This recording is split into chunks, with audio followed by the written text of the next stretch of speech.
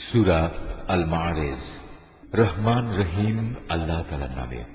একজন প্রশ্নকারী ব্যক্তি আল্লাহ তাআলার প্রতিশ্রুত অমোঘ ও অবধারিত আযাব দ্রুত পেতে চাইল। এই আযাবটা তাদের জন্য যারা একে অস্বীকার করেছে, তা প্রতিরোধকারী কিছু নেই। সমুন্নত মর্যাদার অধিকারী আল্লাহ তাআলার পক্ষ থেকেই কাফেরদের জন্য এ শাস্তির বিধান করা হয়েছে। ফেরেশতাকুল ও তাদের নেতা জিবরাইল রূহ আল্লাহর দিকে আরোহণ করে এমন একটি দিনে যার পরিমাণ 50,000 বছর। অতএব হে নবী, কাফেরদের ব্যাপারে তুমি আরো সুন্দর করে ধৈর্য ধারণ করো। কাফেররা তাদের এই অবধারিত আযাবকে বহু দূরের ব্যাপার হিসেবে দেখতে পায়, অথচ আমি তো দেখতে পাচ্ছি একেবারে আসন্ন।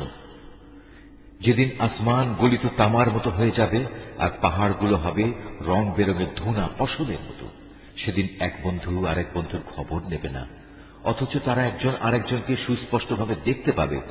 সেদিন অপরাধী ব্যক্তি আযাব থেকে নিজেকে বাঁচাতে মুক্তিপণ হিসেবে তার পুত্র সন্তানদের দিতে পারলেও তা দিতে চাইবে নিজের স্ত্রী এবং নিজের ভাইকেও, এবং নিজের পরিবারভুক্ত এমন আপনজনদেরও যারা তাকে জীবনভর আশ্রয় দিয়েছিল।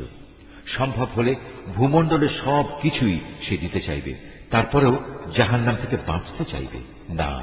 কোনো কিছুর বিনিময়ে তা থেকে বাঁচা যাবে না। সে জাহান্নাম হচ্ছে একটি প্রজ্বলিত আগুনের লেলিহান শিখা, যা চামড়া ও তার অভ্যন্তরীণ মাংসগুলো খসিয়ে দেবে। সেদিন সে আগুন এমন সব লোকদের নিজের দিকে ডাকবে যারা দুনিয়ার জীবনে অনীহা দেখিয়ে তা থেকে ফিরে গিয়েছিল এবং পৃষ্ঠ প্রদর্শন করেছিল, যারা দুনিয়ার জীবনে বিপুল ধনরাশি জমা করে তা একান্তভাবে আগলে রেখেছিল। আসলে মানুষকে সৃষ্টি করা হয়েছে খুব সংকীর্ণ মনের এক ভীরু জীব হিসেবে।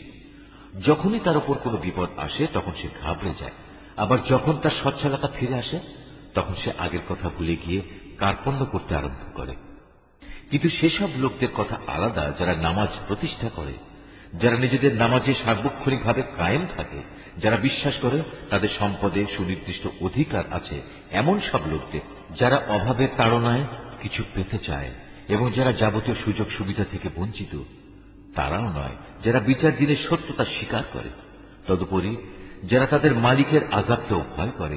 নিশ্চয়ই তোমাদের প্রতিপালকের আযাবের বিষয়টি এমন যে এ থেকে মোটেই নিশ্চিন্ত হয়ে বসে থাকা যায় না।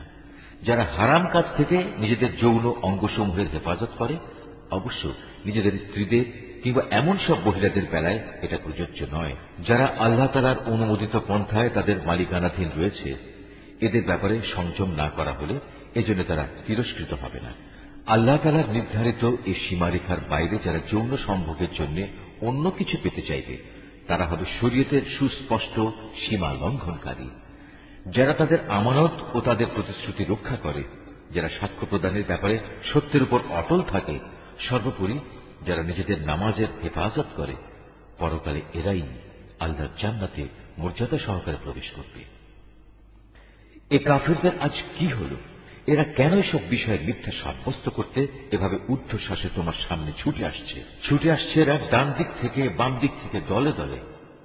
তাদের প্রত্যেক ব্যক্তি কি এ মিথ্যা আশা পোষণ করে যে তাকে আল্লাহর নিয়ামত ভরা জান্নাতে দাখিল করা হবে? না, তা কখনো সম্ভব নয়। আমি তাদের এমন এক জিনিস দিয়ে বানিয়েছি যা তারা ভালো করে জানে, তা হচ্ছে সৃষ্টির অপরিহার্য পরিণতি মৃত্যু এবং মৃত্যুর অপরিহার্য পরিণাম হিসাবে সম্মুখীন হওয়া। আমি উদয়াচল ও অস্তাচল সমূহের মালিকের শপথ করছি, অবশ্যই আমি বিদ্রোহীদের ধ্বংস সাধনে সক্ষম। আমি সক্ষম এদের চাইতে উৎকৃষ্ট কাউকে দিয়ে এদের বদলে দিতে। আমার অগ্রযাত্রা কেউ রোধ করতে পারে না। হে নবী, তুমি বরং এদের ছেড়ে দাও, এরা কিছুদিন খেলতামাশায় নিমগ্ন থাক, ঠিক সেদিনটির সম্মুখীন হওয়া পর্যন্ত যেদিনের ব্যাপারে বারবার তাদের ওয়াদা দেওয়া হচ্ছে। সেদিন যখন এরা নিজ নিজ কবর থেকে বের হয়ে আসবে, তখন এমন দ্রুত গতিতে এরা দৌড়াতে থাকবে, দেখে মনে হবে তারা সবাই বুঝি কোন শিকারের লক্ষ্য বস্তুর দিকে ছুটে চলেছে। তাদের দৃষ্টি থাকবে অবনমিত, অপমান ও লাঞ্ছনায় তাদের সব কিছু থাকবে আচ্ছন্ন। তখন তাদের বলা হবে, এ হচ্ছে সেই মহা দিবস তোমাদের কাছে যেদিনের ওয়াদা করা হয়েছিল।